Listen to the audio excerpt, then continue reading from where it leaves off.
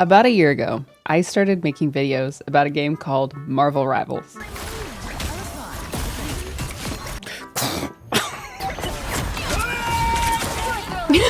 Oh gosh, he's seen me. So only- Ah! This is a horror game. GG's. GG's. Girl! GG's, my lady. Hello? This was a very dramatic shift from the type of content I was producing on this channel before, and that is a story for another day. What I want to tell you about today in this video is how playing Marvel Rivals consistently over the last year has made me a braver person. Now, I think I already kind of knew this, but I didn't fully start to realize it until after I did a charity stream with a foundation called Gamers Outreach. They provide gaming equipment specifically designed for kids who are in long-term hospital care. Really cool. But you know, as usual with charity streams, you come up with incentives. So some of the things I had to do were eat fried chicken candy. You know what's so bad about it? It's like you get sweet and you're like, oh, it's candy. And then you get this chicken aftertaste. Ah!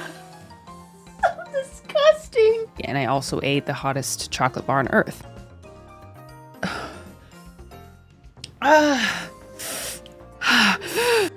Okay, gotta stay calm, gotta stay calm, gotta stay calm. And I wanted to do something game related. So one of the ones I came up with is if someone donates $50, I will spin a Marvel Rivals character wheel and I will play whoever it lands on. So within probably 5 minutes of me starting the stream, someone immediately donated $50. So I spun the wheel and it landed on Scarlet Witch, a character I have almost no time spent on. I'm primarily a strategist player, so I loaded into the game.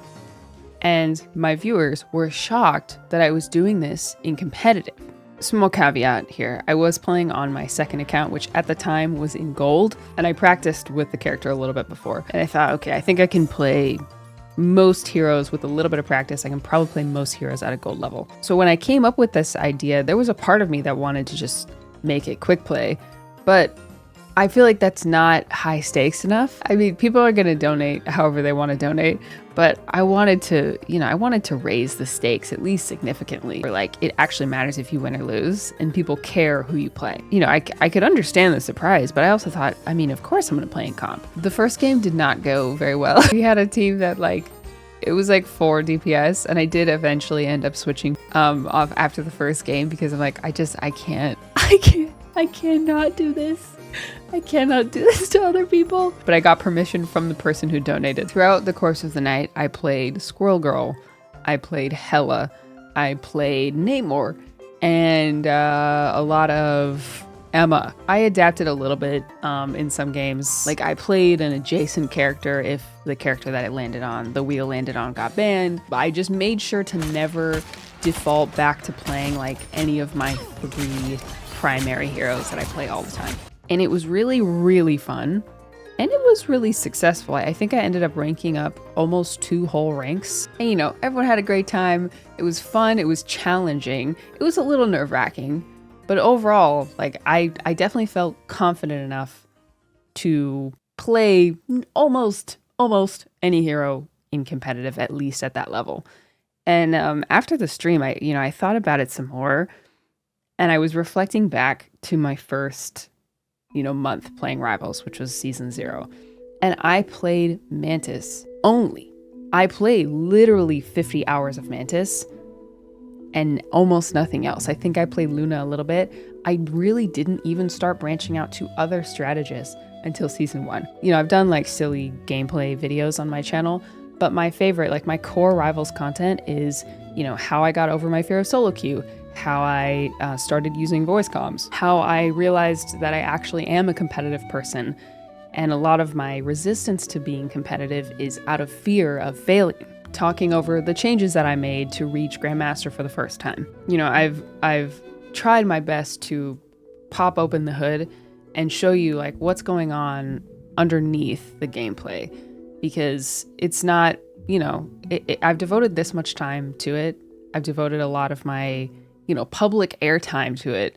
It means more to me than just the game. And I think a lot of people feel similarly. Like, I think if I had told myself, hey, in in 11 months, you're going to be playing any hero in competitive that your chat tells you to play, and you're going to do it with a smile on your face, your heart is not going to be beating out of your chest, you're actually going to have an awesome time, and you're going to win games.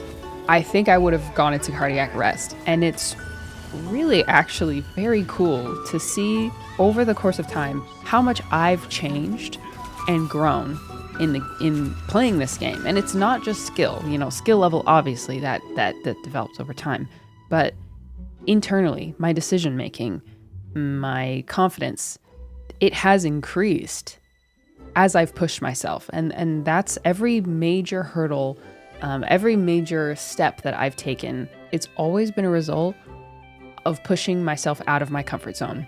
Using voice comms, being willing to solo queue, being able to flex, play tank when my team needs a tank, play a counter DPS when, we have triple support and our team is just getting destroyed. When I talked about this in my first video, maybe I'll just play a clip here. And I've realized something that I'm just starting to, I think, scratch the surface of realizing is that I am a competitive person. I have the ability to be competitive in this game and in many other situations in my life. Sometimes I'd rather just be out because that means that I can't be judged by my performance. I will quicker jump to bow out of a fight if it means that I don't have to try to win. And there's this deeply embedded fear of failure, fear of trying and failing, that I would rather just not try. And I've decided in a game, in a competitive situation, literally for the first time in my life, that I want to try to win. I want to be good. I want to be good, even if I have to embarrass myself on the way. Even at that time, I was only really playing 2 heroes, and I was playing the strategist role. And this is me talking about myself here. So if the shoe doesn't fit, don't put it on. For me, I think playing a healer role felt safer to me than taking a risk and playing damage, playing duelist, or playing tank.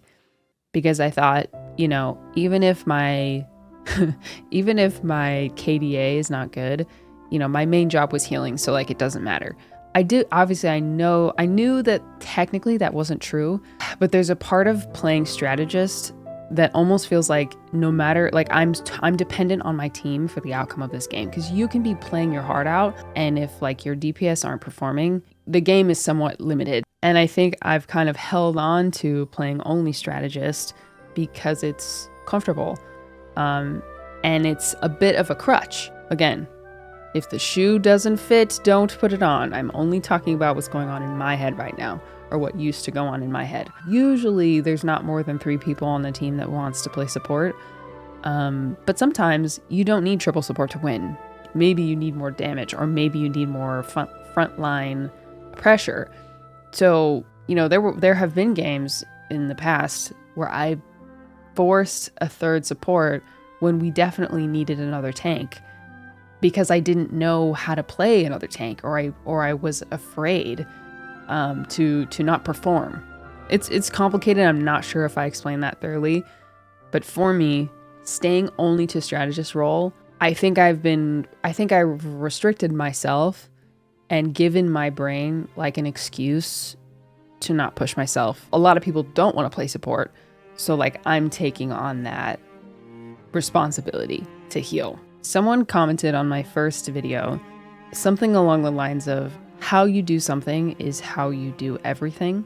And I think that that's incredibly pertinent to something like gaming.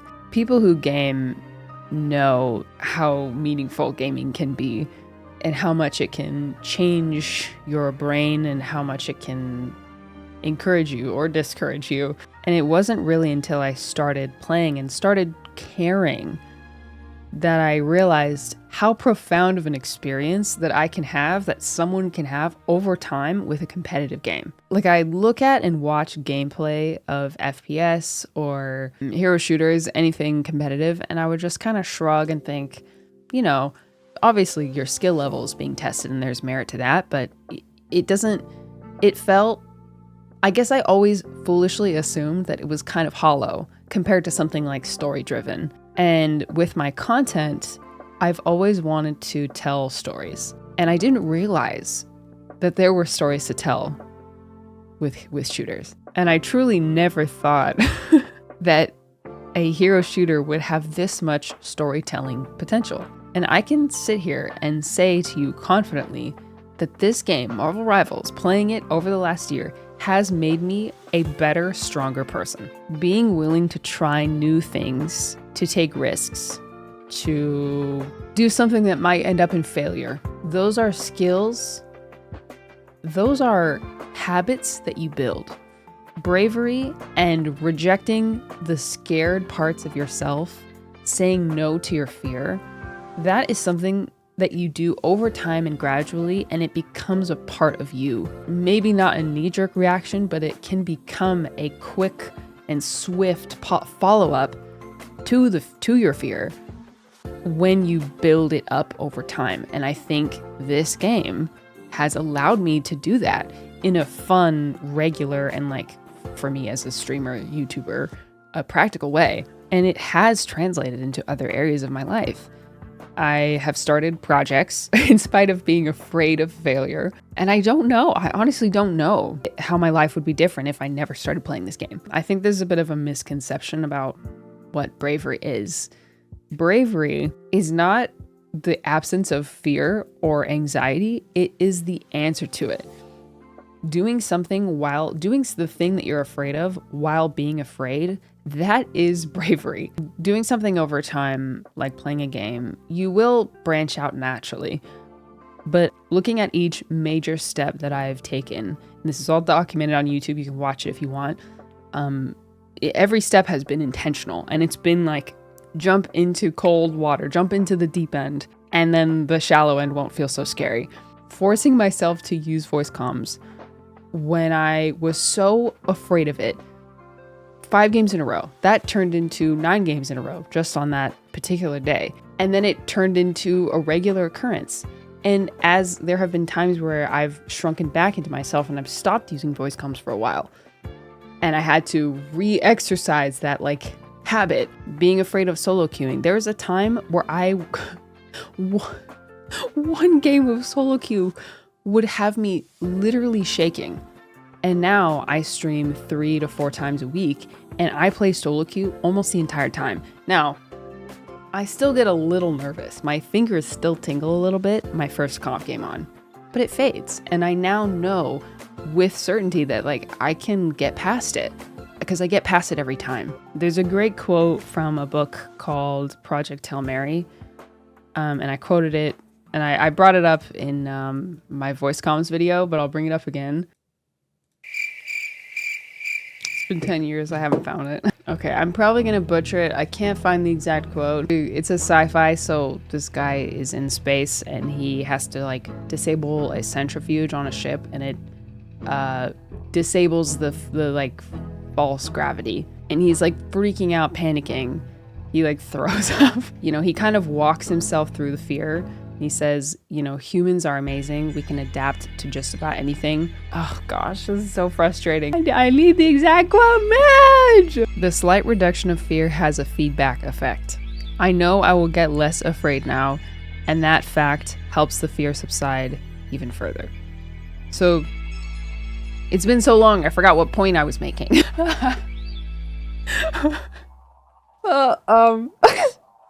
Anyway, it's a great quote. Experiencing fear subside, experiencing yourself starting to acclimate to something, it promises further acclimation. It promises further growth and less fear in the future. I think I was talking about voice comms and whatever. I can see now, a year has gone by. I can see how much my willingness to take risks and to do things that are scary has gone up.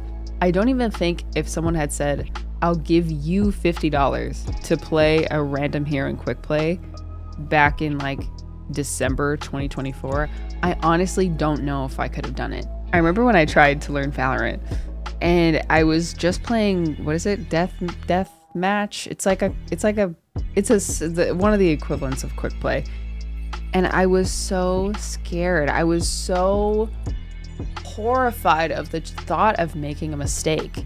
And I was so afraid of letting people down that I didn't even let myself enjoy it. And I'm very happy and proud to say that that has very much turned on its head. The alternative to being imperfect is doing nothing, because we are imperfect by default and without evasion. You cannot do anything without making mistakes, not in the long term.